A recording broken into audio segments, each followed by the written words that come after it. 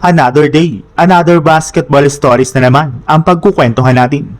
At ngayon nga ay pag-uusapan natin ang balitang pagtanggal ng Golden State Warriors ng players at ang balitang pagbabalik ni LeBron sa Cleveland Cavaliers. Bagamat man nga po hindi pa nagsisimula ang off-season ay may mga teams na nga po ang nagsisimula ng gumawa ng mga bagong plano sa kanilang lineup. At isa na nga po dyan ay ang Golden State Warriors kung saan ayon nga po sa ibinulgar na balita ng isang NBA insider, meron na nga rin po silang 4 na players ang tatanggalin agad sa kanilang kasalukuyang lineup. At kabilang na nga po dito ang kanilang dalawang veteran center na sina Al Horford at Kristaps Porzingis na ayaw na nga po nilang papirmahin ng bagong kontrata sa darating na off-season.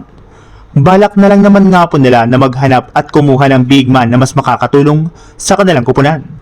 Bukod rin nga po sa dalawang ito, hindi na rin naman nga po nila pababalikin sa kanilang lineup ang kanilang mga guard na sina Seth Curry at maging si Pat Spencer. Nakapag-desisyon na nga po ang team na magkakaroon nga po sila ng mga bagong role players na mas mapapakinabangan nila sa susunod na season. Kaya mukhang malaki-laki nga po talaga ang mga pagbabagong magaganap sa lineup ngayon ng Golden State Warriors sa kagustuhan na nga po nila na mas maging competitive sa susunod na taon. Since hindi na nga po nila pwede pang aksayahin ang isa pang prime year ni Stephen Curry sa NBA.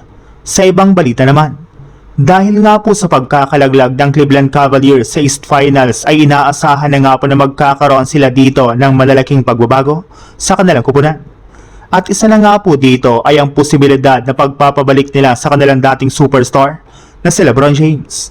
May ilang mga analyst na rin naman nga po ang nagsabi na si LeBron nga po ang nag-iisang leader na kailangan ngayon ng Cavs para maging isa na nga po silang ganap na championship contender.